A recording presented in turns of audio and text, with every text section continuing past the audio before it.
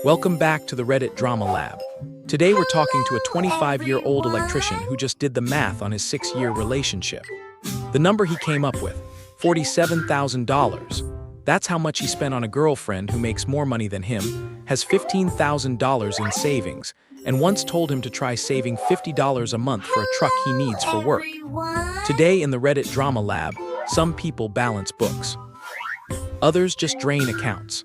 Okay, I just realized I've been funding my girlfriend's lifestyle while she hoards her own money. I'm 25, been working as an apprentice electrician for about a year and a half now, making $22 an hour, which isn't great, but it's honest work and there's room to grow. I've been with my girlfriend Stellan for 6 years.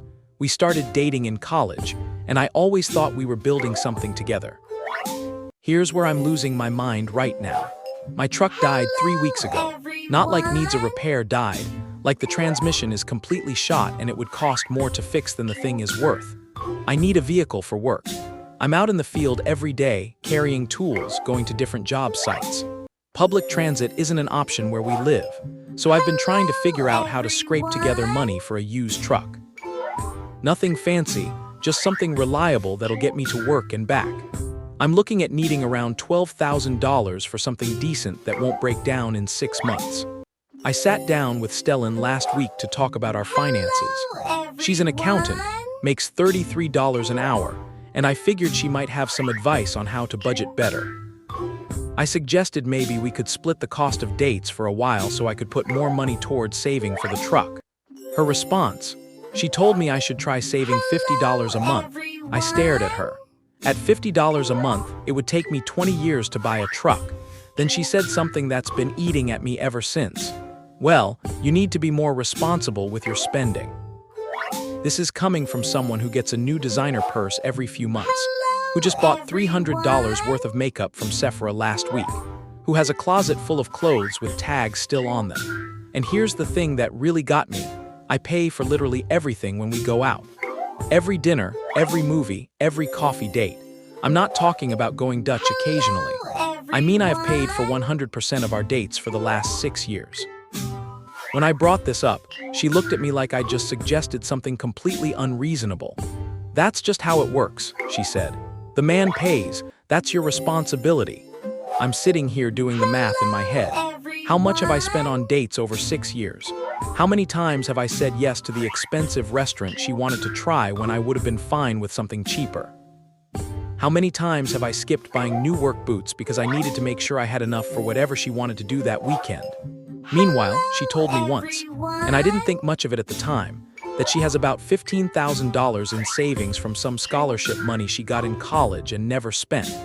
$15,000, just sitting there, while I'm trying to figure out how to save $50 a month for a truck I need for work.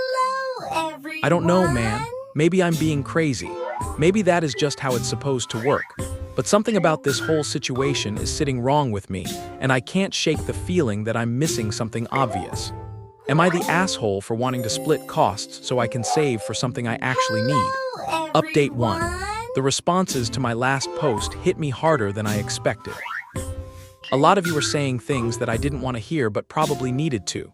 Someone called it financial parasitism, and that phrase stuck in my head like a splinter.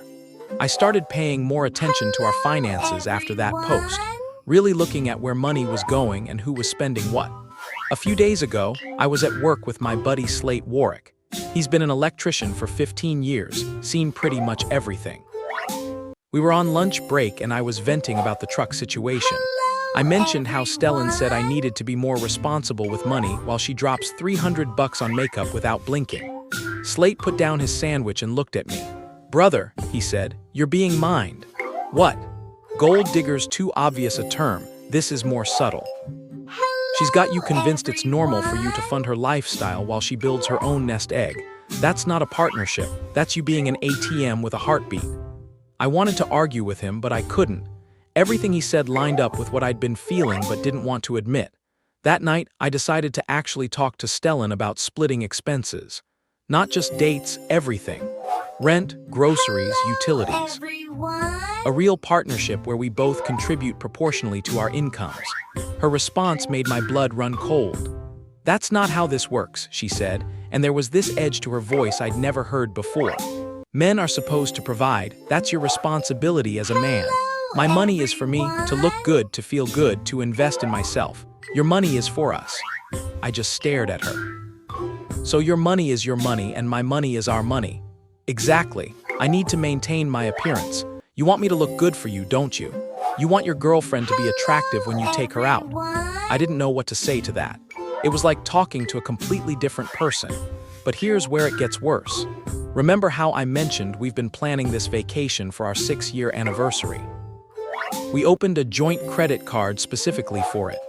The plan was to use it for the trip expenses and split the payment afterward. We'd been putting purchases on it and racking up points that were supposed to go toward free flights. Last night, I logged into the account to check how many points we had accumulated. They were gone. All of them. I called the credit card company. The points had been redeemed 3 months ago for gift cards to high-end beauty stores. Hundreds of dollars worth. I confronted Stellan about it this morning. She didn't even have the decency to look guilty. I used them for makeup, she said, like it was the most normal thing in the world. We can earn more points. Those were for our trip, I said. We've been saving those for a year.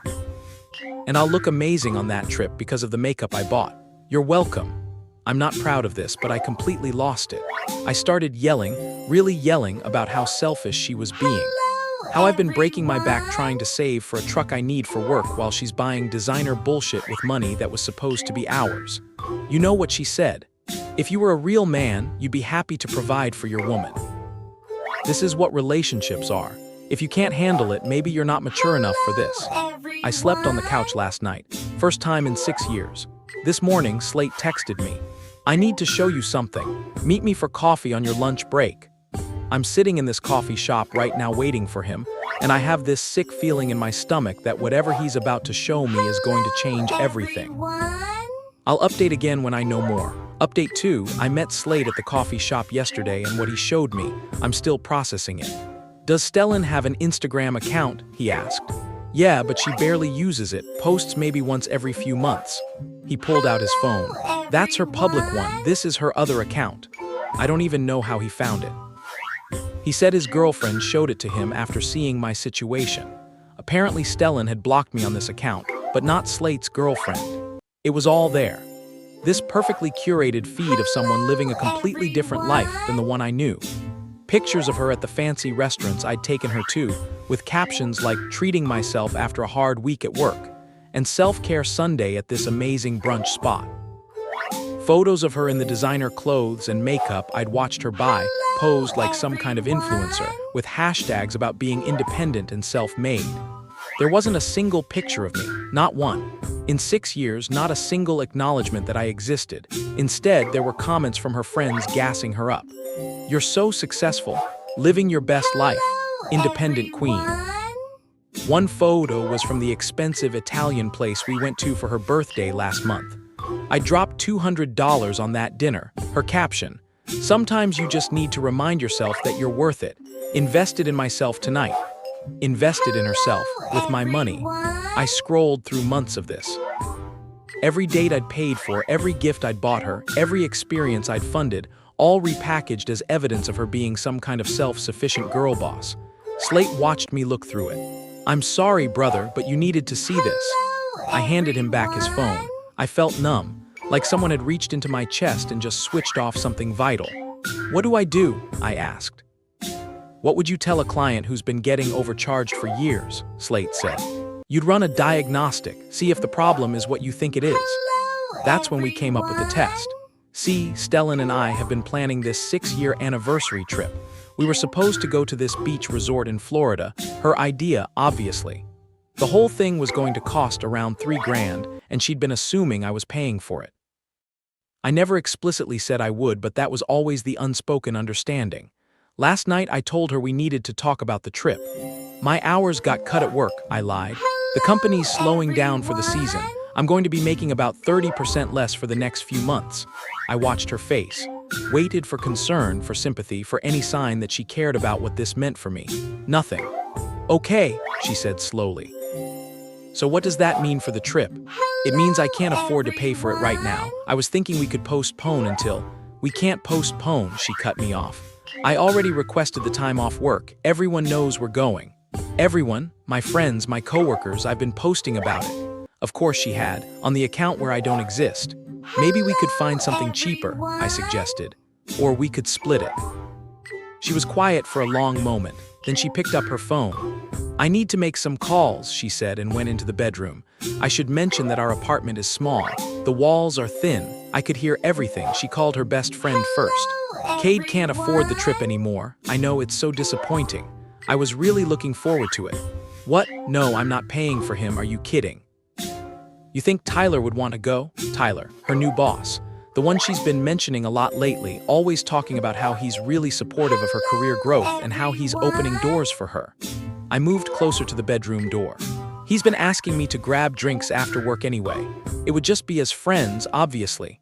I mean, Cade's basically given up on trying to provide at this point. Tyler just made senior partner. He's making bank. Yeah, like $80,000 a year. My hands were shaking. I pulled out my phone and started recording. I know, it's just, Cade was useful when we were starting out, you know, but now, he's just an apprentice electrician. He's always going to be struggling. I can't build a future with someone who can't even afford a vacation. Tyler, though, he's got real potential.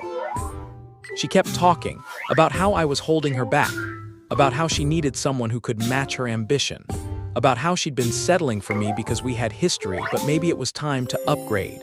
I recorded all of it. 7 minutes of my girlfriend of 6 years explaining to her friend why I was no longer useful to her. When she came out of the bedroom 20 minutes later, she was smiling. Good news, she said. I figured out the trip situation. I'm going to go with some friends instead. You understand, right? You can't afford it anyway, and I already requested the time off. Some friends? Yeah, from work. It'll be like a team building thing. Is Tyler going? I asked. She blinked. For just a second, I saw panic flash across her face. Maybe, I don't know, why does it matter? I didn't answer. I just looked at her, really looked at her, and wondered how I'd spent 6 years of my life with someone I apparently never knew at all. You're being weird, she said. Are you mad that I'm still going on the trip? No, I said. You should definitely go, have a great time. She looked relieved. Thanks for being understanding, I knew you'd get it. That night, after she went to sleep, I sat in the living room and looked at our apartment. All the furniture I'd bought, the TV I'd saved up for, the dishes, the decorations, all of it. I'd paid the security deposit on this place. My name was first on the lease. I opened my banking app and looked at my account. Then I did something I should have done years ago.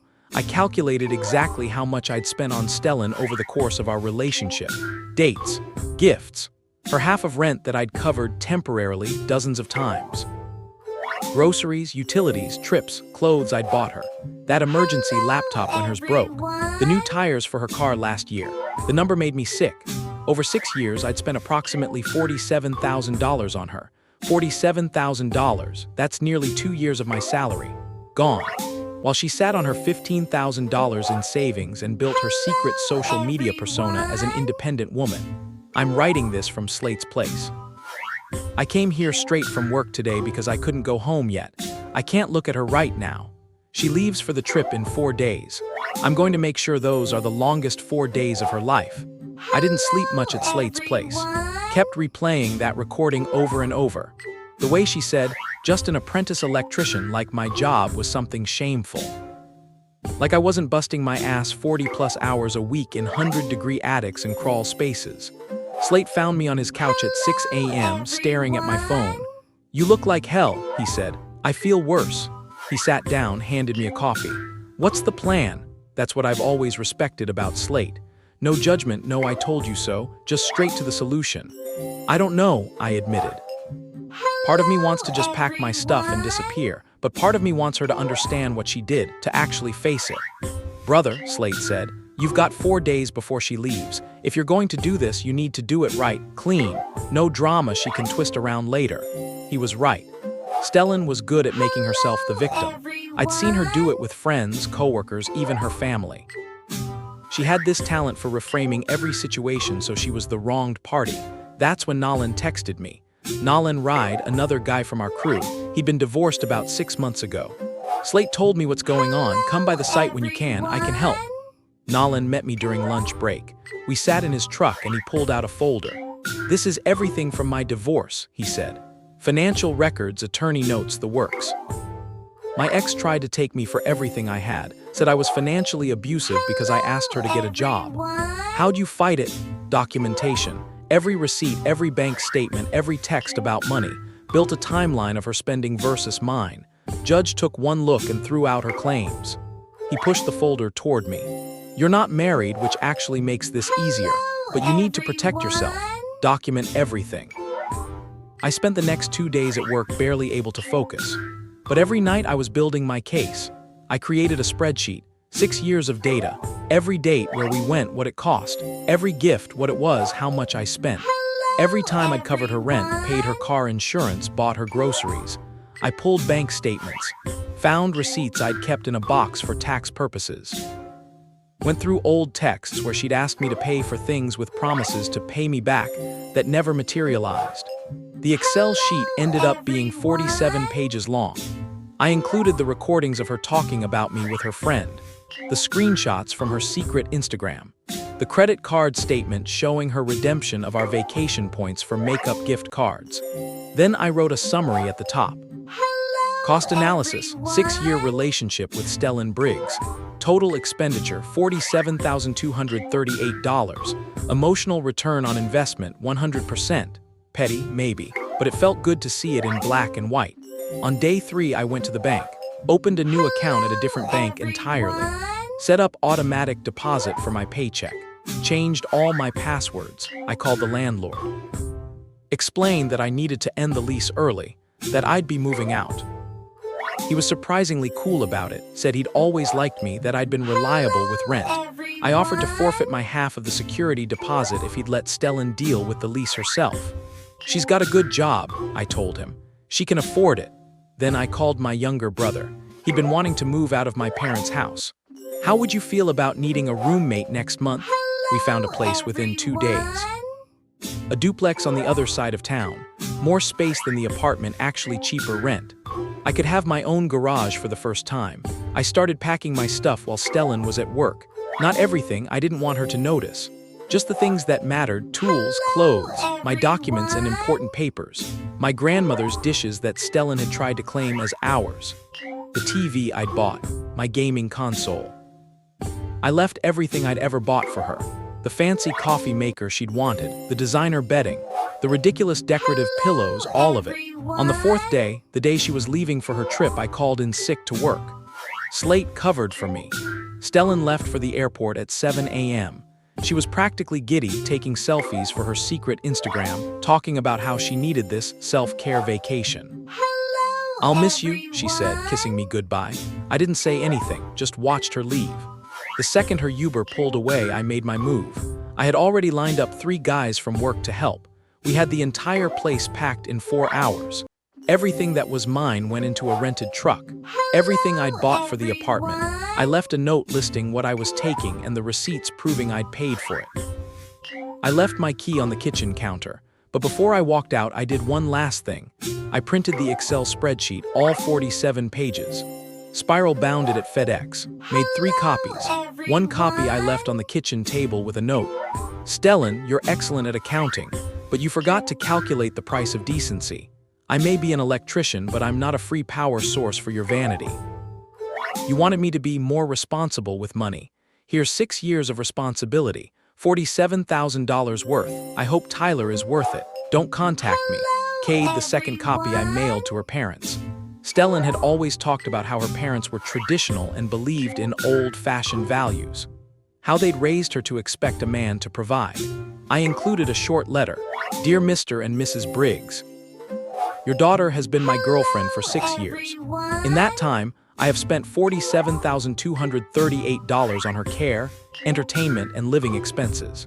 Attached is a detailed breakdown.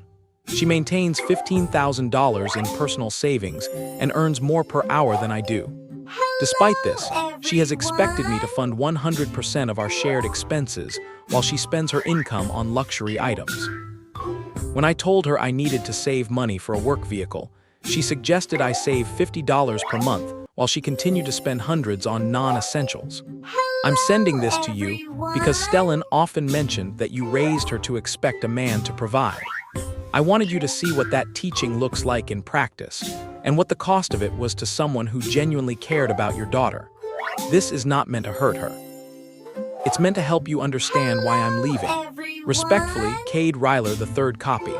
That one was more strategic. I created a new email address, anonymous, untraceable. Then I sent the spreadsheet to her boss Tyler's work email with a simple subject line, professional courtesy, financial history of potential relationship. The email body was brief, Mr. Tyler. I understand you may be pursuing a relationship with my now ex-girlfriend, Stellan Briggs. As one professional to another, I wanted to provide you with some relevant financial data. Attached is a comprehensive record of expenses in our 6-year relationship. Please note the pattern of financial dependency and the disparity between her spending and contributing. I wish you the best of luck. You're going to need it. A friend. I hit send before I could second-guess myself. Then I drove to my new place, unpacked my stuff, and for the first time in 6 years, I took a full breath without the weight of someone else's expectations crushing my chest. My phone started blowing up around 10 p.m. that night. Stellan had landed, gotten to the resort, and apparently checked her credit card, the one I'd been paying off every month that was actually in my name alone. I'd called that morning and had my name removed as an authorized user and locked the account. 37 missed calls, 41 text messages. I didn't read them, just blocked her number. Then I ordered a pizza, cracked open a beer, and slept better than I had in years. Final update, it's been 3 weeks since I left. 3 weeks since Stellan went on her team-building vacation and came home to an empty apartment and a 47-page spreadsheet. I probably should have let it go, blocked everything and moved on. But I'd be lying if I said I didn't want to know what happened after I left. Slate kept me updated. His girlfriend was still following Stellan's secret Instagram, and apparently it had become a train wreck in real time. The first post from the vacation was a selfie with a caption about starting fresh and knowing your worth. Standard Stellan content. But then the post stopped. For 3 days, nothing. When she finally posted again, it was a long, rambling caption about toxic people and betrayal, and how she was focusing on healing from narcissistic abuse. The comments were interesting. Most of her followers ate it up, posting supportive messages. But a few people who apparently knew her in real life, started asking questions. Didn't your boyfriend pay for everything? Why are you posting like you're single when you were just talking about your anniversary trip? Girl, we work together. You literally told me you were going on this trip with Tyler. That last comment got deleted fast, but not before Slate's girlfriend screenshotted it. The Instagram account went private after that. Then it disappeared entirely. But that wasn't even the interesting part. Slate heard through the workplace grapevine, small town, everyone knows everyone, that Stellan's parents had called her, had a long conversation about responsibility and using people. Apparently her dad was livid. He'd spent years teaching her that men should provide, but he'd meant it in the context of marriage and family, not as a justification to bleed someone dry while building your own nest egg. Her mom called me. I almost didn't answer. Cade, she said, I just wanted to apologize. We had no idea Stellan was doing that to you. The way she talked about your relationship, she made it sound so different. I appreciate that, Mrs. Briggs. Her father and I raised her to expect a partner to contribute, but we also raised her to contribute herself. I don't know where we went wrong. I didn't really know what to say to that. She's an adult, she made her choices. We're not giving her money anymore, she said quietly. Not unless she gets counseling, real counseling, not just complaining to her friends. As for Tyler, the boss she was planning to upgrade to. Nolan has a friend who works at Stellan's company. Apparently my email caused some problems. Tyler is married. His wife is friends with the regional manager. Tyler and Stellan both got called into HR. There's an investigation happening into inappropriate workplace relationships. Tyler's been put on administrative leave. I'm not proud of that. I didn't know he was married. If I had, I might have sent that email to his wife instead of him. But I can't say I feel bad about it either. Stellan tried to contact me once about 2 weeks after I left. She created a new phone number. The voicemail was something. She started with anger, called me every name in the book, said I was small, petty, pathetic, said I'd always been insecure about her success. Then it shifted to bargaining, said she'd pay me back, said we could work on things. Said she understood now why I was hurt and she'd do better. Then it went to crying, saying she loved me, saying she didn't mean those things she'd said to her friend, saying Tyler meant nothing and she'd been confused. The voicemail was 7 minutes long. I listened to the whole thing once. Then I deleted it and blocked the new number. Here's what I learned from all this and why I'm writing this final update. For years, I thought providing meant proving. I thought if I just worked hard enough, paid for enough, was dependable enough, she'd see my value. I thought love was measured in sacrifices. But sacrifice isn't supposed to be one-directional.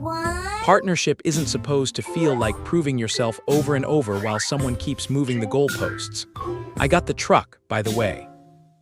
Used the money I saved from not funding Stellan's lifestyle for 3 weeks, plus some of my actual savings that I'd been too scared to touch before. Got a 2018 Ford F-150. Not new, but solid. Runs great. I also got promoted to second-year apprentice. Slate put in a good word and I've been working my ass off. The pay bump isn't huge, but it's progress. Real progress, not the performative kind. And here's the thing nobody tells you about cutting out someone who was draining you. You don't just get back the money. You get back energy, time, peace of mind. I didn't realize how much space Stellan was taking up in my head until she wasn't there anymore. How much anxiety I carried about whether I was doing enough, earning enough, being enough. My brother moved into the duplex with me. We split everything 50-50. When he couldn't make rent last month because his hours got cut, you know what he did? He told me immediately, asked if he could pay me back over 2 months and actually followed through. That's what partnership looks like.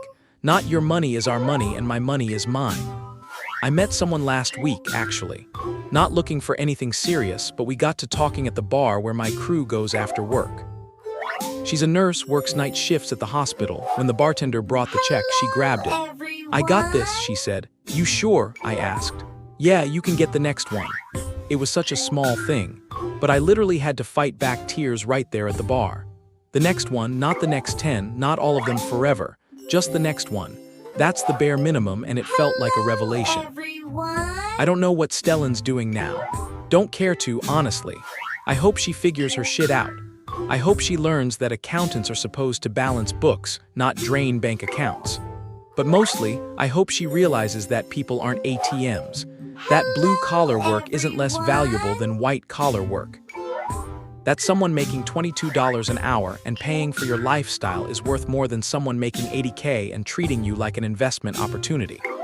To anyone reading this who sees themselves in my story, who's been making excuses for someone who takes and calls it love, here's what I wish someone had told me years ago. You are not a utility. You are not a provider. You are a person. Your worth is not measured by your wallet. And anyone who makes you feel like you need to constantly prove yourself through your spending doesn't love you. They love what you do for them. There's a difference. I'm done proving. I'm just living now.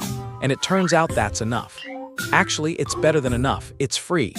To everyone who commented on my original post, who told me things I didn't want to hear but needed to, thank you. You gave me permission to trust my gut. You helped me see that I wasn't crazy for feeling used. I'm going to log off now. I've got an early shift tomorrow and Slate and I are working on this big commercial project that's actually pretty cool. Life's good. Life's simple. Life's mine again. That's the update.